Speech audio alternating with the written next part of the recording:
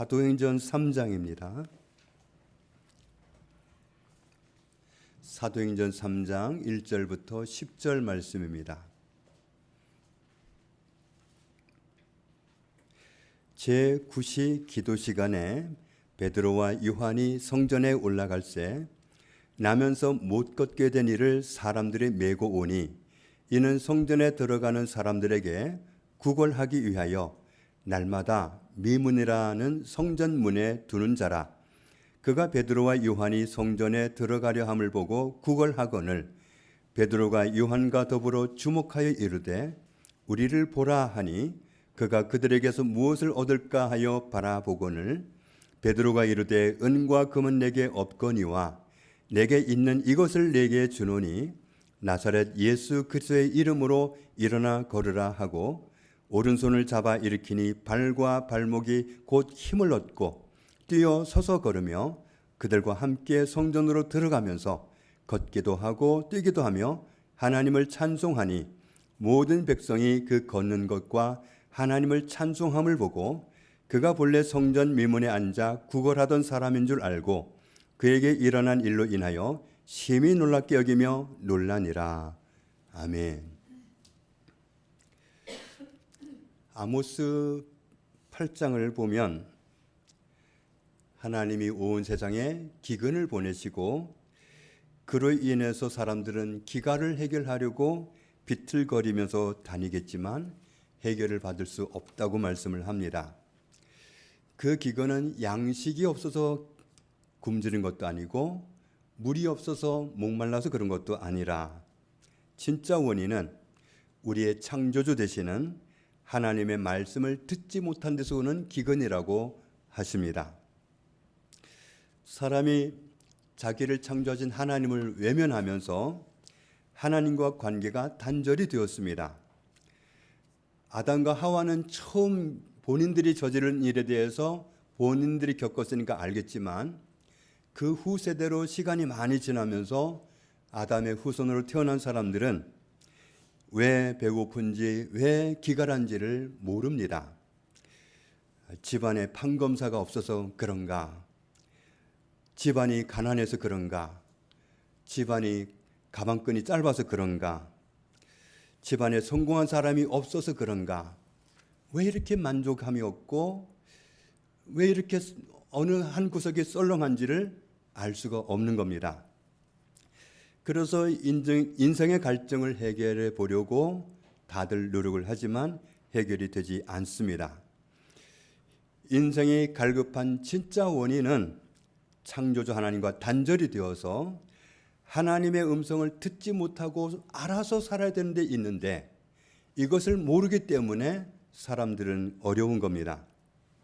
14절 말씀을 보면 신을 잘못 섬겨서 그런가 하고 이 신 저 신을 바꾸어서 섬겨보는데 그것은 진짜 헛발질이라서 넘어지고 맙니다. 왜 우리는 하나님과의 관계가 이렇게 단절이 되어서 하나님의 말씀을 듣지 못한 데서 오는 기갈로 고생을 하며 살아야 될까? 왜 우리는 고통하면서 살아야 될까? 이사야 59장에서 말씀합니다. 우리가 하나님께 죄를 짓는 바람에 하나님과의 관계가 단절되었다고. 로마서 3장에서도 같은 말씀을 하는데 하나님을 뵐래야 뵐 수가 없는 이유는 우리가 다 죄를 지었기 때문이라고 말씀합니다. 9절 10절을 보면 이 세상에서는 죄를 짓지 않은 의인은 단 한 명도 찾아볼 수가 없다고 말씀합니다. 창세기 3장을 보면 원래는 사람이 하나님과 함께 살았는데 사람이 하나님을 거부했기 때문에 더 이상 하나님의 통치를 받지 않겠다고 거절을 했기 때문에 하나님은 더 이상 그들과 함께 있을 수가 없어서 그들을 추방하고 말았습니다. 그래서 그때부터 하나님 없이 사는 존재가 되었고 하나님의 말씀을 들을 수 없기 때문에 내가 알아서 인생을 살아야 하기 때문에 알 수가 없는 인생을 가느라고 사람이 다 하나님 앞에서 고통하면서 사는 겁니다. 그런데 사람이 하나님께 죄를 짓고 나서 하나님만 잃은 것이 아닙니다. 예수님이 우리를 구원하러 오셔서 사람들이 잊고 있었던 정보를 알려주시는데, 마태복음 4장을 보면 우리를 구원하러 오신 하나님의 아들 예수님이 우리에게 처음으로 시작하신 말씀이 뭐냐면, 내가 왔다 하시지 않고 하나님의 나라가 가까이 왔다고 말씀하십니다. 하나님의 나라가 가까이 왔다.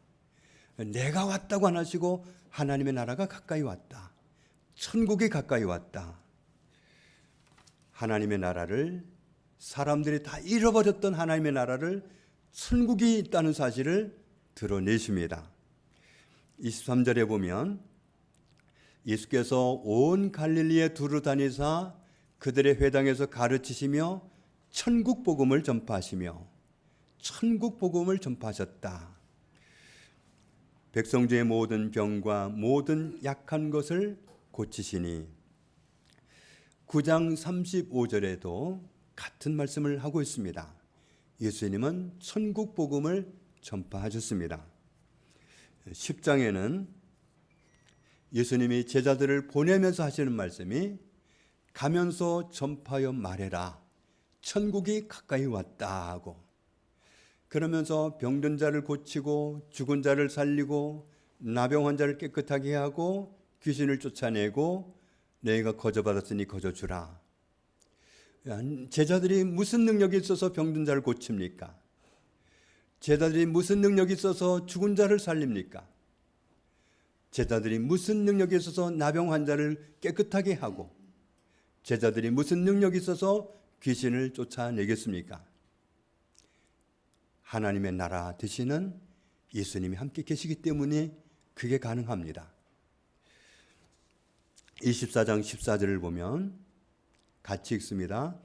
이 천국 복음이 모든 민족에게 증언되기 위하여 온 세상에 전파되리니 그제야 끝이 오리라. 예수님이 증거하신 복음, 천국을 발견하고 천국을 소유하는 것, 천국을 발견한 사람이라면 어떻게 행동할지를 너희가 알리라 하면서, 천국이 얼마나 소중하고 얼마나 가치 있는지를 아는 사람이 이렇게 행동할 거라고 알려주신 말씀이 있는데, 마태복음 13장입니다. 천국은 마치 밭에 감춘 보화와 같다. 어떤 사람이 남의 밭에 가서 그걸 발견했다면 어떻게 하겠느냐? 다시 덮어놓고 혼자 기뻐하면서 돌아가가지고 자기 재산을 다 가지고 와서 밭주인을 찾아가지 않겠느냐? 그 밭을 나한테 좀 팔아라. 난 그 밭이 필요하다. 그래서 자기 소유를 다 주고서 그 밭을 사지 않겠느냐? 천국의 가치를 발견한 사람이 똑같이 그렇게 행동한다는 거죠. 천국을 놓치지 않기 위해서, 천국을 잃지 않기 위해서, 천국을 내 걸로 만들기 위해서 다 투자하고 천국을 굳게 붙잡는다는 겁니다. 이어지는 말씀에도 또 천국은 마치 좋은 진주를 구하러 다니는 장사꾼 같다. 다니다가 극히 값진 진주 하나를 발견하면 어떻게 하겠느냐? 그 사람이 자기 소유를 다 팔아가지고 그것을 소유하지 않겠느냐? 천국을 발견한 사람도 똑같이 행동한다. 절대로 그 기회를 놓치지 않으려고 천국을 굳게 붙잡는다는 거죠.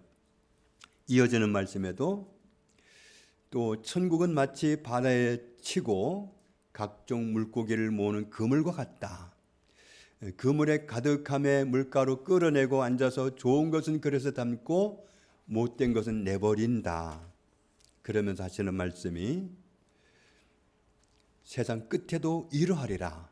천사들이 와서 천국 백성을 데리고 가기 위해서 의인 중에서 악인을 갈라낼 것이고, 갈라낸 악인은 풀무불에 던져놓게 될 것이고, 거기서 슬피 울며 이를 갈리라. 마가복음 16장에 또 이르시되 너희는 온 천하에 다니며 만민에게 복음을 전파하라 하셨습니다. 복음을 전파하라고 그랬는데, 우리가 전파해야 될 복음이 뭡니까? 마가복음 1장을 보면 하나님의 아들 예수 그리스도가 복음입니다. 하나님의 아들 예수 그리스도가 기쁜 소식입니다. 모든 사람이 알고 나면 절대로 놓치지 않을, 절대로 알았다고만 하면 포기하지 않을 꼭 붙잡고 말 기쁜 소식이 하나님의 아들 예수 그리스도입니다. 다른 말로 바꾸면 누가복음 9장에 예수님이 12제자를 불러 모으시고 모든 귀신을 제어하고 병을 고치는 능력과 권위를 주시고는 너희는 가서 복음을 전파하라, 이 말씀을 바꾸어서 하나님의 나라를 전파하라, 그렇게 하면서 앓는 자를 고치게 하려고 내보내셨다. 16장 16절을 보면 하나님 나라의 복음이 전파되고 사람마다 그리로 침입하게 된다고 말씀합니다. 하나님 나라가 복음입니다. 하나님 나라를 발견하고 그 나라를 붙잡는 게 복음입니다. 제대로 그 나라를 알았다면 절대로 놓치지 않을 나라가 하나님의 나라입니다. 그러면 하나님의 나라는 어떤 나라일까요? 어떤 분이 스위스에 있는 제네바 공항을 갔는데 그 공항은 엄청 큰가 봅니다. 그래서 그 공항에서 비행기를 탔는데 자기는 스위스에서 비행기를 탔는데 티켓을 보니까 프랑스에서 탔다고 적혀 있더랍니다. 도무지 이해할 수가 없었는데 나중에 알고 보니까 이 제네바 공항은 3분의 1이 프랑스 영토고 3분의 2는 스위스 영토라서 그렇게 표기가 됐다는 겁니다. 그래서 그것을 어떻게 알 수 있느냐 하면 공항에 가면 선이 그어져 있대요. 지금은 정말 위도 경도를 따져서 정확하게 선이 그려져서 국경이 그려져 있는데 오늘날은 나라를 구분하는 경계선이 국경선입니다. 그런데 예수님 당시에는 위도니 경도니 그런 문화가 아니었기 때문에 어떻게 나라를 구분했느냐 하면 전에도 말씀드렸지만 사람이 기준이었습니다. 사람마다 찾아가서 물어보는 거예요. 당신의 왕은 누굽니까? 당신은 누구의 통치를 받습니까? 그러면 그 사람이 말하면 당신은 대한민국 사람이군요. 그럼 거기는 대한민국.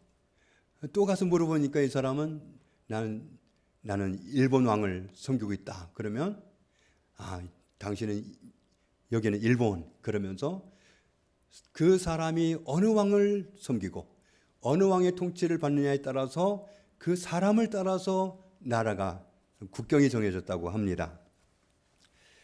그런 원리에 따른다면 하나님이 내 왕입니다. 나는 하나님의 통치를 받습니다.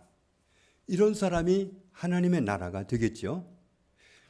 하나님의 말씀이 내 삶의 기준이라고 하면서 하나님 말씀에 순종하고 사는 바로 그 사람이 하나님 나라입니다. 그래서 하나님 나라는 하나님의 통치가 가장 중요합니다. 하나님의 통치를 실제로 받고 사는 사람이 하나님 나라예요. 하나님 나라 통치를 거부하고 사는 사람도 많습니다.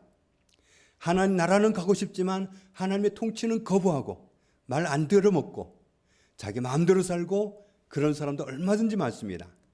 그러나 그런 것은 하나님의 나라가 아니라는 거죠. 그래서 우리는 기도할 때 하나님이 내 뜻을 반드시 이루어 주셔야 된다고, 그렇지 않으면 절대로 안 된다고 고집을 부리는 건 기도가 아닙니다. 하나님의 뜻에다가 나를 굴복시키는 것이 기도지, 내 뜻에다가 하나님을 굴복시키려고 하는 건 기도가 아닙니다. 하나님의 통치를 받아들이는 것이 하나님의 나라이기 때문에 우리는 하나님의 통치를 구해야 됩니다. 한때 전 세계를 정말 휩쓸고 갔던 부흥의 때가 있었는데 그 부흥이 평양에까지 왔었는데 그 부흥이 어떻게 시작이 되느냐 하면 한 사람으로부터 시작이 됐습니다. 영국에서 웨일즈에 있는 모리아 교회에 있는 어느 청년이 신학도였는데 하나님으로부터 약속을 받았습니다. 내가 이 땅에 부흥을 주겠다. 그런데 이 청년이 어느 교회 집회를 갔더니 부흥의 집회 그 표어가 뭐냐 하면 나를 굴복하게 하소서였습니다. 그래서 이 청년이 그걸 보는데 너무 자기를 사로잡아가지고 그날부터 10년 동안을 나로 하여금 죽게 굴복하게 하소서, 나를 굴복하게 하소서, 10년 동안을 그 기도만 했답니다. 그런데 10년 만에 드디어 부흥이 왔는데 그 청년이 다니는 교회에서 부흥이 일어났고 웨일즈에서 웨일즈로 확대되고 영국으로 확대되고 그러더니 전 세계로 평양에까지 그 부흥의 물결이 흘러왔습니다. 하나님의 통치에 순종하고 자신을 굴복시키는 것이 하나님의 나라입니다. 누가복음 21장에 있는 말씀을 보면 여기에서 보면 예수 그리스도는 하나님의 나라입니다. 왜냐하면 다른 말씀을 보면 지난번에도 보았지만 마태복음 2장 24장에서는 이런 일이 일어나는 것을 보거든 인자가 가까이 온 줄 알라 이렇게 말씀을 하셨는데 마가복음 13장에도 그렇게 말씀하셨는데 이런 일이 일어난 것을 보고도 인자가 가까이 온 줄 알라 그랬는데 누가복음 다시 보면 예수 그리스도가 가까이 온다는 것을 알아들어라가 아니라 하나님의 나라가 가까이 온 줄 알라 이렇게 말씀하셨습니다. 그래서 예수 그리스도는 곧 하나님의 나라입니다. 사도행전 2장에서 120명의 사람들에게 성령이 충만하게 임하셨습니다. 그랬을 때 그 그리스도인들에게 하나님의 나라가 이루어진 겁니다. 그래서 그때부터 이 사람들은 하나님의 나라를 말하기 시작했습니다. 교회는 하나님의 나라를 이 세상에 이루어지도록 기도하고 또 전파하는 곳이 교회입니다. 하나님의 나라가 이 땅에 이루어지기를 구하는 곳이 바로 교회입니다. 그런 교회가 정말 능력이 있고 힘이 있어야 되겠는데 교회는 언제 힘이 있느냐 하면 거룩할 때 힘이 있습니다. 교회는 거룩할 때 힘이 있어요. 거룩을 잃어버리면 달리는 힘이 없습니다. 숫자를 많이 중요시합니다. 그러면 큰 일을 할 수도 있고 좋습니다. 그러나 능력은 없습니다. 교회는 거룩할 때 능력이 있습니다. 또 교회가 언제 힘이 있느냐 하면 성령님 안에서 다 하나가 됐을 때 성령님을 벗어나면 자꾸 나누어집니다. 자기 의견이 너무 중요해서 갈라치기를 해버리고 나누어지는데 나누어지면 힘을 잃어버립니다. 분열되고 나누어질 때 힘이 있는 게 아니라 성령님 안에서 하나가 될 때 교회는 힘이 있습니다. 그래서 우리는 날마다 나를 넘어뜨리려는 죄와 거룩을 잃게 하려는 죄와 싸워야 되는 거죠. 오순절에 성령님이 임하시고 교회가 시작되었습니다. 오늘 사도행전 3장을 보면 제9시라고 그랬는데 이스라엘의 시간은 그 시간에다 6시간을 플러스하면 제 시간이 나옵니다. 제9시에다가 6시간을 보태면 오후 3시가 됩니다. 오후 3시였는데 기도하는 시간이었다. 기도하는 시간으로 정해져 있었다는 것을 알 수 있고 그 시간에 베드로와 요한이 성전으로 올라갔습니다. 뭐하러 갔느냐 하면 기도하기 위해서 갔습니다. 성전에 가는 목적이 다양하겠죠. 어떤 사람은 사람을 만나러 가고 사업을 하기 위해서 또 어떤 사람은 관광하러 가기도 하고 어떤 사람은 예배하러 가기도 하고 어떤 사람은 장사하러 갑니다. 성전이니까 예배하러 가는 게 맞지만 다른 목적으로 온 사람도 있습니다. 베드로와 요한은 기도하기 위해서 성전으로 가는 길이었는데 전혀 다른 목적을 가지고 나타난 사람이 이 말씀 가운데 나오죠. 바로 구걸하러 온 사람이었습니다. 이 사람은 태어날 때부터 안전뱅이로 일어날 수가 없는 그런 사람이었습니다. 4장 22절에 있는 말씀을 보면 이 사람의 나이가 그 당시에 40대였습니다. 3장 2절을 다시 보면 성전에 올 때 이 사람은 안전뱅이였기 때문에 혼자 올 수가 없었고 그때 무슨 교통수단이 있는 것도 아니었기 때문에 사람들이 들쳐 메고 왔다고 적혀 있습니다. 그리고 이 사람은 성전 안으로는 들어가지 않고 항상 미문이라고 하는 성전 문에서 자리를 잡고 구걸을 해서 먹고 사는 사람이었습니다. 3절부터 있는 말씀을 보면 베드로와 요한이 들어갈 때도 그 사람은 여전히 손을 내밀고 구걸을 합니다. 베드로와 요한이 걸음을 멈추고 줄 수 있는 돈은 없다고 하면서 예수 그리스도의 이름으로 다가가서 예수 그리스도의 이름으로 선포했습니다. 구걸하던 사람이 예수 그리스도를 체험하는 시간이 되었습니다. 그 사람에게 하나님 나라가 이루어졌습니다.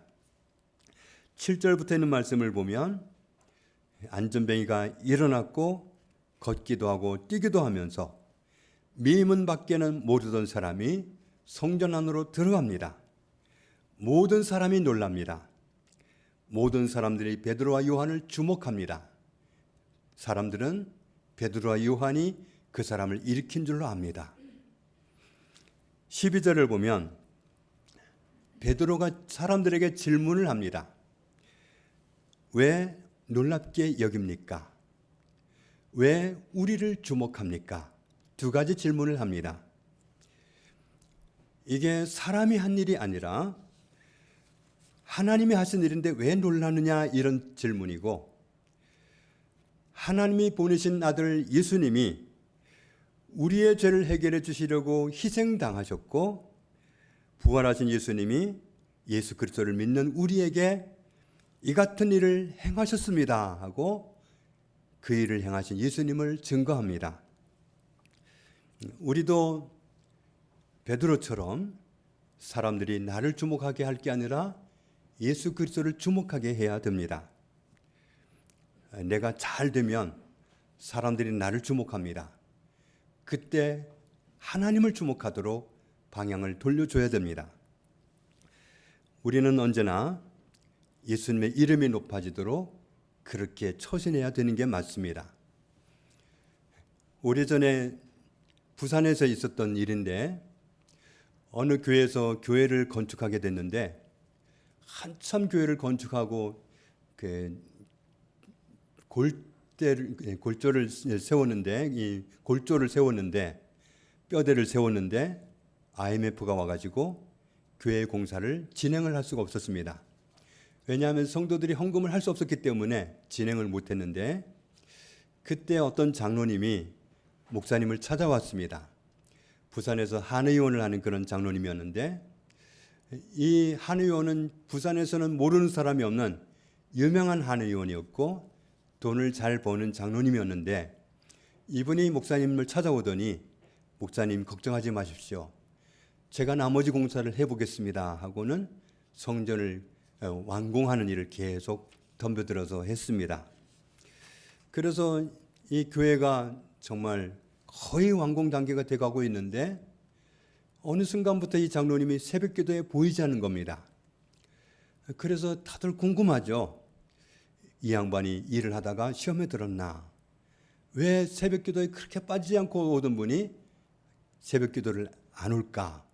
그렇게 궁금했는데 그런데 알고 보니까 이분이 새벽 기도를 빠진 게 아니라 남들이 다 간 뒤에 다 갔을 만한 시간에 6시쯤 교회를 와가지고 혼자 기도를 하는 겁니다.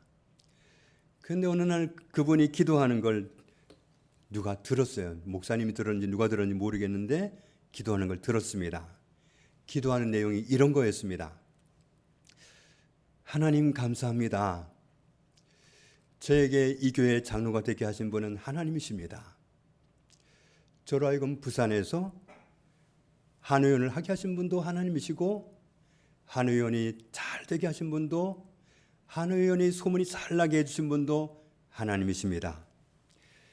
그래서 성전을 건축하는 데 보탬이 될 수 있도록 돈을 잘 벌게 해주신 분도 하나님이십니다. 그런데 하나님, 저는 두렵습니다. 사람들이 저를 주목할까 봐 두렵습니다.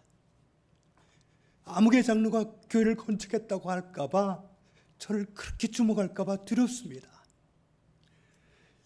주님이 받으셔야 할 영광을 제가 가르치게 될까 봐 두렵습니다. 주님이 받으셔야 할 영광을 제가 가르치지 않도록 제 생명을 거두어 주십시오. 그런 기도를 했답니다. 교회가 건축이 완료되고 복원 예배를 드리기 2주 전에 이분이 갑자기 돌아가셨습니다. 영광을 가르치지 않으려고, 주님이 하셨습니다 해야 되는데 아무개 장로가 있다고 하는 그 말 듣지 않으려고 자기 생명을 거두어 달라고 하더니 정말 그분이 하나님 나라를 먼저 가는 그런 일이 발생했습니다. 우리가 예수 그리스도를 우리 안에 모셔드릴 때 하나님의 나라가 임했습니다. 내 안에 이루어진 하나님의 나라는 내게서 멈추는 것이 아니라 계속 다른 사람에게로 전달되어야 합니다. 그래야 다른 사람이 맛볼 수가 있습니다. 베드로와 요한처럼 예수 그리스도 이름을 선포해주고 예수 그리스도를 말해주는 하나님의 나라를 이루어지도록 통로 역할을 우리가 해야 되는 겁니다. 우리가 하나님 나라를 맛보게 하는 역할을 했을 때 나를 주목하는 시선이 있다면 그 시선이 주님께 향하도록 돌려주고, 하나님께서 하셨다고, 우리를 구원하신 예수 그리스도께서 하셨다고 그렇게 선포했던 베드로처럼 우리도 그렇게 처신해야 됩니다. 얼마나 많은 사람들이 귀하만 되면, 건덕지만 되면 자기가 영광을 받으려고 하는지 모르는 그런 세상인데, 정말 우리는 정신을 차리고 언제나 주님이 영광을 받으시도록, 베드로와 요한이 그 사람을 일으켰겠습니까? 주님이 일으키셨지. 누군가가 병이 나았다면 그 사람이 고쳤겠습니까? 주님이 고치셨지. 그래서 우리는 언제나 주님을 나타낼 준비가 되어 있어야 됩니다. 주님이 다 하셨고, 그래서 주님이 영광을 받으셔야 되는데 사람들이 오해해서 눈에 보이는 장로가 그 일을 한 줄 알고 자기에게 영광 돌릴 게 두려워서 주님의 영광을 가르치면서 사느니 차라리 생명을 거두어 달라고 요청했던 어느 장로님처럼 영광을 누가 받아야 되는지 아는 분별력이 있었던 베드로와 요한처럼 우리도 쓰임 받고 나서 그렇게 할 줄 알아야 됩니다. 사도행전 당시에는 이스라엘이 로마의 지배를 받고 있었기 때문에 재판을 할 권한이 없었습니다. 다만 한 가지 예외를 둔 것이 있는데 유대교와 관련된 것만 재판을 할 수 있도록 허락을 했습니다. 산헤드린 공회라고 하는 그 공회가 있는데 70명으로 구성된 멤버인데 이 사람들이 재판을 합니다. 사도행전 6장을 보면 스데반 집사님을 통해서 하나님의 나라가 전파되고 있었습니다. 9절 10절을 보면 어떤 사람들이 그런 스데반이 못마땅해서 말싸움을 거는데 이겨먹지를 못하니까 11절 12절에 사람들을 돈으로 매수한 다음에 그 사람을 죄인으로 만들어 갑니다.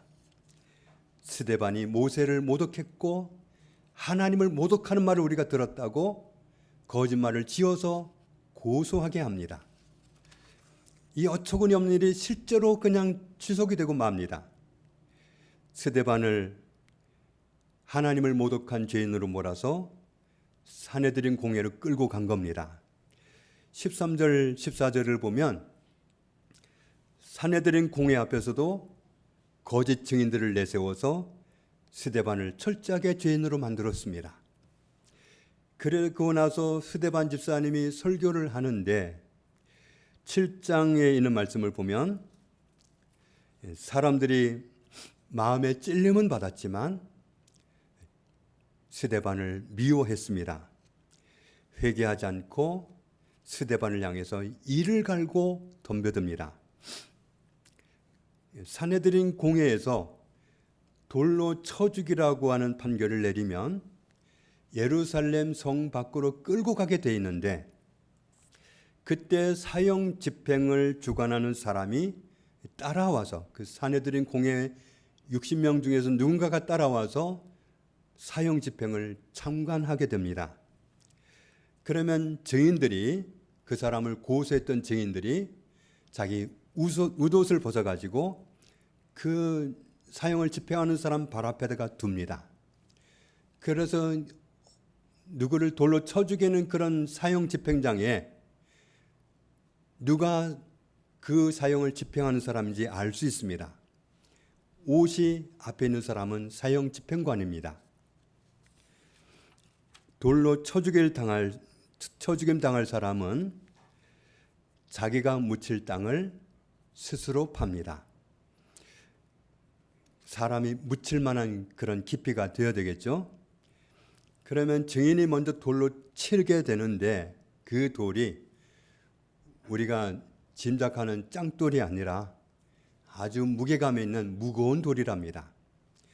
그런데 그런 상황에서 자기가 판 구덩이에 그 사람을 집어넣고 손은 뒤로 묶여 있고, 그리고 그 증인이, 고발했던 증인이 먼저 돌로 치는데 큰 돌을 가지고 와서 앞에서 이 가슴팍 쪽을 향해서 던진답니다. 그러면 대개는 이 목이 뒤로 꺾여 가지고 목숨을 잃는답니다. 그러면서 묻히게 되는데 돌을 계속 던져 가지고 돌 무덤을 만든 겁니다. 57절 58절을 보면 스데반을 미워하는 사람들이 스데반의 말을 듣지 않으려고 귀를 막고 일제히 달려들어서 예루살렘 성 밖으로 끌고 가서 구덩이를 파게 했겠죠. 그리고 돌로 치는데 증인들이 먼저 옷을 벗어서 누구의 발 앞에 두는가 봤더니 사울이었습니다. 사울이 산헤드린 공회에서 꽤 위치를 가지고 있는, 사형을 집행하는 그 집행관으로 있을 만한 권세 있는 사람인 것을 알 수 있습니다. 8장에 보면 사울은 스데반이 그렇게 죽임당하는 것을 마땅하다고 여겼습니다. 2절 3절을 보면 사울은 그날로부터 교회를 잔멸시키기 위해서 지독하게 핍박하는 사람으로 나섭니다. 26장에 보면 나중에 본인이 왜 그랬는지를 고백하는데, 예수님의 이름을 대적하는 게 옳다고 생각했다는 겁니다. 그래서 대제사장들로부터 권한을 받아서 많은 성도를 옥에 가두었고, 그들을 죽일 때 자기는 찬성 투표를 했고, 모든 회당마다, 예수 믿는 사람들이 갈 법한 모든 회당마다 찾아다니면서 그리스도인들을 잡아서 형벌했고, 강제로 예수님을 모독하게 하는 말을 했고, 외국까지 쫓아다니면서 박해를 했다고 고백합니다. 9장을 보면 그런 사울에게 예수님이 찾아오십니다. 다시 7장으로 돌아가서 보면 스데반 집사님이 순교하기 직전에 이런 기도를 합니다. 주여, 이 죄를 그들에게 돌리지 마옵소서. 사형을 집행하고 있는 집행관 사울 앞에서 주여, 이 죄를 그들에게 돌리지 마옵소서, 이 말을 하고 숨졌습니다. 스데반 집사님이 하는 이 기도를 누구보다도 사울이 분명하게 들었겠죠. 이 당시에는 전혀 와닿지 않았을 겁니다. 그런 기도가 정말 못마땅했을 겁니다. 그런데 이 사람이 예수 그리스도를 만나고 나서는 전혀 달랐겠죠. 아마도 스데반의 기도가 평생 기억났을 것 같아. 거짓 증인들의 의견을 수렴해서 스데반 집사님의 사형을 집행했던 바울이었는데 스데반 집사님의 그 기도로 주님이 바울을 즉각 찾아오실 수가 있었습니다.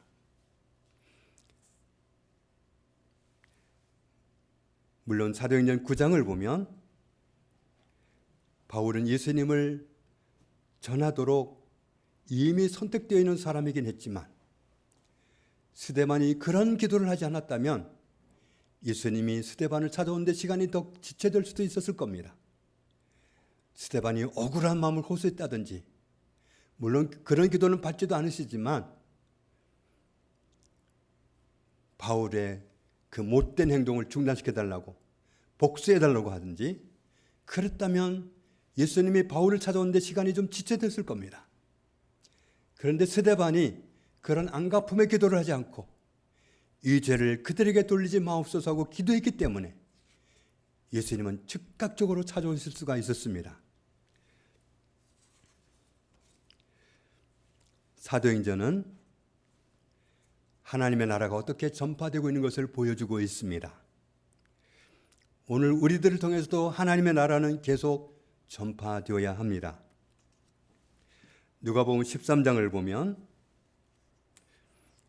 너희가 아브라함과 이삭과 야곱과 모든 선지자는 하나님 나라에 있고 오직 너희는 밖에 쫓겨난 것을 보게 된다면 너희는 거기서 슬피 울며 이를 갈리라.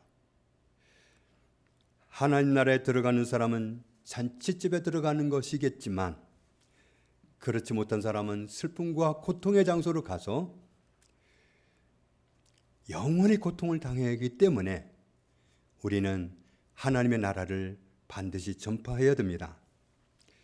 29절부터 다시 보면 사람들이 동서남북으로부터 와서 하나님의 나라 잔치에 참여하게 되리라. 보라, 나중된 자로서 먼저 될 자도 있고 먼저 된 자로서 나중될 자도 있느니라. 이 세상에서도 슬픈 일을 겪을 수는 있지만 하나님 나라에 가지 못하고 전혀 엉뚱한 곳에 가서 겪는 그 슬픔에는 비교도 할 수가 없습니다. 하나님의 나라가 임하면 슬픔을 벗어나게 되고 영원한 슬픔의 장소로 가는 것을 피할 수가 있습니다.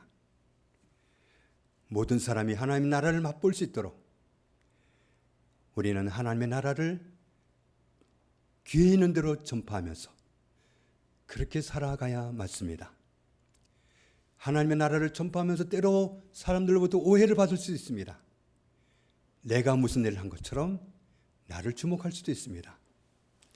그때에 하나님이 하셨다고, 우리를 구원하신 그리스도께서 하셨다고 시선을 돌려놓는 일을 자꾸 하면서 애써서 하나님의 나라를 전파하면서 살아가는 많은 사람을 슬픔과 고통의 장소에 가지 않도록 구원하는 그 일에 동참하는 저와 여러분의 삶이 되기를 주님의 이름으로 축복합니다. 주님 감사합니다.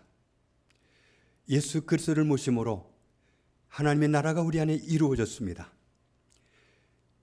영원한 사망, 영원한 슬픔, 영원한 고통의 장소를 피하게 되었습니다. 예수 그리스도를 만나지 않았다면 있을 수가 없는 일인데 우리에게 이같이 은혜를 베푸시니 감사합니다. 하나님의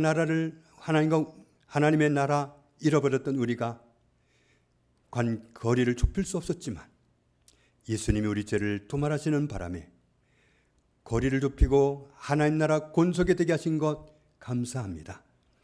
하나님의 나라가 나의 나라가 되게 하시고 내가 하나님 나라 소속을 갖게 하신 것 감사합니다.